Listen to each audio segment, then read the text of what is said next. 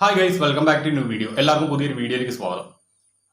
രേണുസുതിക്ക് cancer ആണെന്ന് അറിഞ്ഞ ശേഷം രേണുവുമായിട്ട് കോണ്ടാക്ട് ചെയ്യുവാനും രേണുവിനെ നേരിൽ കാണുവാനും ശ്രമിച്ച കിച്ചുവിനെ രേണുവിന്റെ സഹോദരി തടഞ്ഞു എന്ന തരത്തിൽ കഴിഞ്ഞ കുറച്ച് ദിവസമായിട്ട് നമ്മുടെ സോഷ്യൽ മീഡിയയിൽ ഒരു കോൺട്രവേഴ്സി നടക്കുന്നുണ്ട്. പക്ഷേ ഈ ഒരു വിഷയത്തിൽ ഞാൻ വീഡിയോ ചെയ്തിരുന്നില്ല. അതുകൊണ്ട് തന്നെ ഇന്ന് രാവിലെ രേണുവിന്റെ ഭാഗത്തു നിന്ന് ലീക്ക് ഔട്ടായി വന്ന ആ ഒരു ഓഡിയോ ക്ലിപ്പ് എടുത്തു വെച്ചു. ഞാൻ റിയാക്ഷൻ വീഡിയോ ഒന്നും ചെയ്യുന്നില്ല എന്ന് കരുതിയിരുന്നതാണ്. ഓൾറെഡി തന്നെ ഈ ഒരു വിഷയം എല്ലാവരും കണ്ടന്റ് ആക്കിയതാണ്. അതുകൊണ്ട് തന്നെ ഇപ്പം ഞാൻ ഈ ഒരു വീഡിയോ ചെയ്തിട്ടും കാര്യമില്ല. എന്നിരുന്നാലും ഞാൻ ഇപ്പോൾ ഇങ്ങനെ ഒരു വീഡിയോ ചെയ്യാനുള്ള സാഹചര്യം എന്ന് പറയുന്നത്, നമ്മുടെ അൽത്തു വ്ലോഗ് എന്ന് പറയുന്ന വ്ലോഗറുടെ ചാനലിൽ ഈ ഒരു ഓഡിയോ ക്ലിപ്പ് വ്യാജമാണെന്ന തരത്തിൽ ഒരു വീഡിയോ അൽത്തു അപ്ലോഡ് ചെയ്തു എന്ന് എനിക്കൊരു മെസ്സേജ് കിട്ടി. അതിനെക്കുറിച്ച് ഒരു വീഡിയോ ചെയ്യാമെന്ന് എന്നോട് ഒരാൾ ചോദിച്ചു. അതുകൊണ്ട് തന്നെയാണ് ഞാൻ ഈ ഒരു വീഡിയോയുമായിട്ട് രംഗത്ത് വരുന്നത്. ഈ ഒരു ഓഡിയോ ക്ലിപ്പ് വ്യാജമാണെന്ന് പറയുന്ന അൽത്തു ഇതിനു മുൻപ് ഫേക്ക് ആയിട്ടുള്ള ഓഡിയോ ക്ലിപ്പുകൾ ഉണ്ടാക്കി വീഡിയോ ചെയ്ത ഒരു ചരിത്രമുണ്ട്. അത് ഞാനൊന്ന് ഓർമ്മിപ്പിക്കട്ടെ. നമ്മുടെ രാഹുൽ മാങ്കൂട്ടത്തിൽ എന്ന് പറയുന്ന കോൺഗ്രസിന്റെ വിത്തുകാളയുമായി ബന്ധപ്പെട്ട് കുറച്ച് കോൺട്രവേഴ്സികൾ ഈ അടുത്ത കാലത്ത് നമ്മുടെ കേരളത്തിൽ നടന്ന സമയത്ത് ഡോക്ടർ സൗമ്യ സരിൻ എന്ന് പറയുന്ന സ്ത്രീക്ക് നേരെ കോൺഗ്രസിന്റെ സൈബർ ഹാൻഡിലുകളിൽ നിന്ന് നിരന്തരം അധിക്ഷേപങ്ങൾ ഉണ്ടായപ്പോൾ അന്നത്തെ കേരള മുഖ്യമന്ത്രി ശ്രീ പിണറായി വിജയന് ഡോക്ടർ സൗമ്യ സരിൻ ഒരു പരാതി നൽകിയിരുന്നു. ആ പരാതി നൽകിയതിനെ കുറിച്ച് അവർ 24 ന്യൂസുമായിട്ട് ഫോണിൽ സംസാരിക്കുന്ന ഒരു ഓഡിയോ ഓൾറെഡി പബ്ലിഷ്ഡ് ആണ്.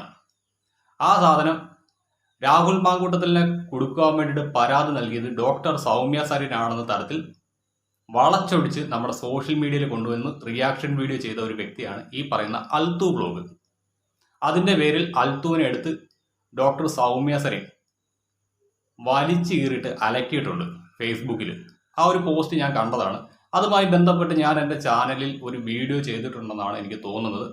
നോക്കട്ടെ, അത് കിട്ടുവാണെങ്കിൽ ഞാനിവിടെ പിൻ ചെയ്ത് നോക്കാം. അന്ന് ഞാൻ വലിയ റീച്ചുള്ള വ്ളോഗറൊന്നും അല്ലായിരുന്നു. അതുകൊണ്ട് തന്നെ അത് അധികം ആളുകൾ ശ്രദ്ധിച്ചിട്ടില്ല. ഇപ്പോഴും എനിക്ക് അത്യാവശ്യം റീച്ചും കാര്യങ്ങളും ഒന്നുമില്ല. എൻ്റെ വീഡിയോ ഒക്കെ വല്ലപ്പോഴും ഒരിക്കലാണ് ഇച്ചിരിയെങ്കിലും ഓടുന്നത്. എന്നാൽ ഈ ഒരു വിഷയവുമായി ബന്ധപ്പെട്ട് ഈ ഒരു വിവാദത്തിന് തുടക്കം കുറിച്ചത് നമ്മുടെ സീക്രട്ട് ഏജന്റ് സാഹിച്ചേട്ടൻ്റെതായിട്ട് പുറത്തേക്ക് വന്ന ഒരു ബൈറ്റാണ്. ആ ബൈറ്റ് ഒന്ന് നമുക്ക് കണ്ടു നോക്കാം. ഞാനൊരു കാര്യം പറയാം. ഞാൻ രേണുവിനെ ആദ്യമായിട്ട് വീഡിയോ കോൾ വിളിച്ച് എനിക്ക് അസുഖം പറഞ്ഞ് രേണുവിനോട് കരഞ്ഞ ദിവസം രേണു എന്നോട് പറഞ്ഞ ഒറ്റ കാര്യമാണ്, സായി ദയവ് ചെയ്തിട്ട് കിച്ചുവിനോട് സംസാരിക്കാം. ഈ ഫോൺ വെച്ച ഉടനെ ഞാൻ കിച്ചുവിനെ വിളിച്ചു.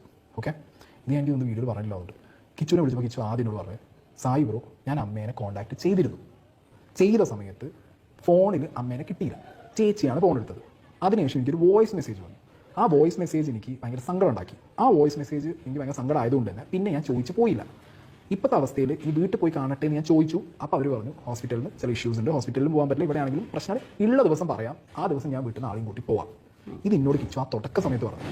ഈ ചെക്കൻ പോയില്ല എന്നും കണ്ടില്ല. അപ്പോൾ മേ ബി രേണു ഇതൊന്നും അറിഞ്ഞു കാണും. രോഗാവസ്ഥയിൽ കിടക്കുന്ന ഒരാൾ മകൻ വിളിച്ചോ ഇല്ല എന്നുള്ളത് അറിയാൻ പാടില്ലല്ലോ. ചിലപ്പോൾ അതിൻ്റെ സങ്കടത്തിലൊക്കെ അവർ പറയാം. പിന്നെ അതിലൊരു മിസ്റ്റേക്കും പറ്റിയെന്ന് വെച്ചാൽ രേണു കീമോൻ്റെ മുന്നെയാണ് കിച്ചുവിനെ കാണുന്നുള്ള വീഡിയോ ഇട്ടിരുന്നത്.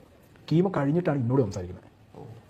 അപ്പം മകൻ വിളിച്ചിട്ടുണ്ട് എന്നുള്ളത് രേണുവിന് അപ്പോഴാണ് മനസ്സിലാവുക. ഈ മുന്നേ വീഡിയോ എടുത്തപ്പോൾ രേണുവിന് അറിയില്ല, പുറത്ത് വന്നത് ഈ വീഡിയോ. അപ്പോൾ കിച്ചുവിനോട് ഓൾറെഡി ഇത് കൺവേഡാണ്. പിന്നെ ഈ പറഞ്ഞ പോലെ അവർ തമ്മിലുള്ള പ്രശ്നങ്ങളുണ്ട്, ഇല്ലാന്നൊന്നുമില്ലല്ലോ. അപ്പോൾ അവൻ തന്നെ ഒന്ന് പറഞ്ഞു വീഡിയോയുടെ പ്രശ്നമുണ്ട്, വിഷയങ്ങളുണ്ട്. ഇത് തീർക്കാനല്ല ആരെങ്കിലും നോക്കണ്ടേ? തീർക്കാൻ നോക്കാതെ ഒരു സൈഡിൽ നിന്ന് കിച്ചുവിന് സ്ക്രൂ, അപ്പർ സൈഡിൽ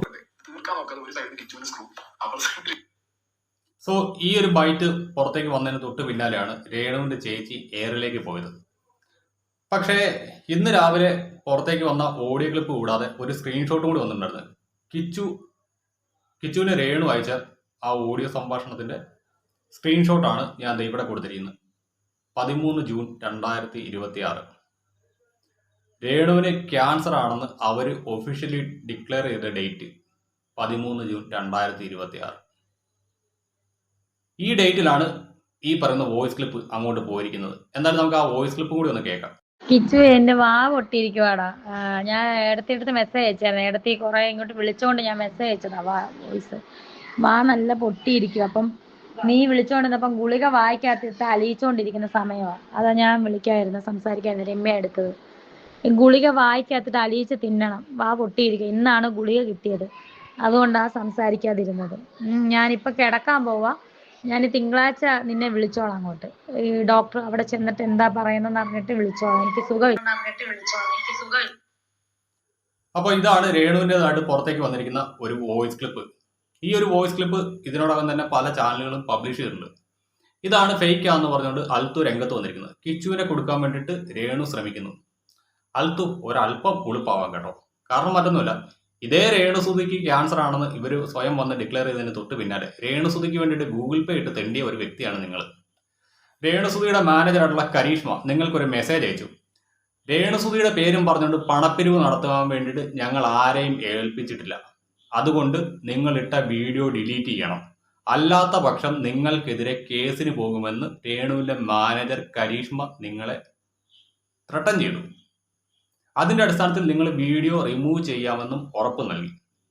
അതിനുശേഷം നിങ്ങൾ ഒരു വ്യാജ നറേഷൻ ഉണ്ടാക്കി ഒരു വീഡിയോ ചെയ്തു. അതായത് രേണുസുതിനെ ആരും സഹായിക്കേണ്ട, രേണുസുതിക്ക് സഹായം ചെയ്യേണ്ട മന്ത്രിമാരും മറ്റും ഉണ്ട്. ഞാൻ ഇട്ട വീഡിയോസ് എല്ലാം പ്രൈവറ്റ് ചെയ്തത് മറ്റൊന്നും കൊണ്ടല്ല, സ്ട്രൈക്ക് കിട്ടുമെന്ന് ഭയന്നാണ്. അല്ലാതെ അൽത്തു വ്ലോഗിനെതിരെ കേസിന് പോകുമെന്ന് രേണുവിൻ്റെ മാനേജറായിട്ടുള്ള കരീഷ്മ പറഞ്ഞിട്ടല്ല. എൻ്റെ പൊന്നടാവുക നിന്റെ തൊലിക്കട്ടി. ശരിക്കും പറഞ്ഞാൽ നിന്റെ വീഡിയോ കാണാൻ തന്നെ എനിക്കൊരു താല്പര്യമില്ല.